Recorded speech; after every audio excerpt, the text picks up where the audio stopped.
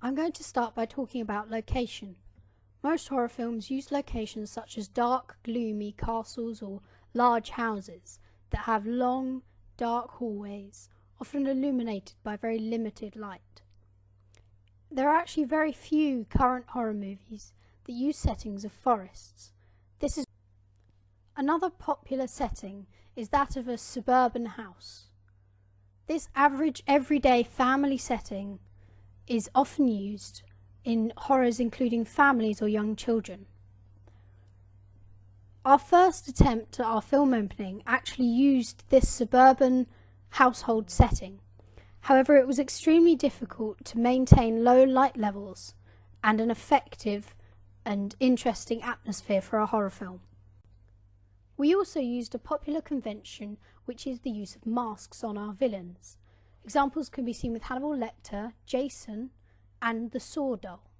These masks are often centered around the image of a skull, as this relates to connotations such as death. Blood on the hands is another popular convention that we used for our main protagonist. This could indicate that she's done something wrong, as it can also be used to show that someone's killed someone else and is trying to wash off the memory and the evidence. It is also commonly used as a shock factor, such as in our film opening. Hanging bodies are also commonly used in horror films. Good examples are those such as The Conjuring. It is often that you don't see the entire body, and this leaves mystery and shock and fear. Another essential part of horror films is the close-ups. These are used to show emotions and often include singular parts of the face, such as the eyes or the mouth. We use these kind of close-ups to show the fear in our protagonist's face. It's behind you.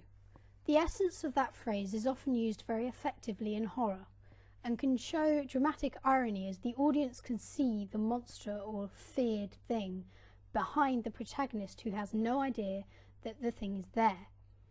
We used this in a part of our film opening where our protagonist is hiding by a tree.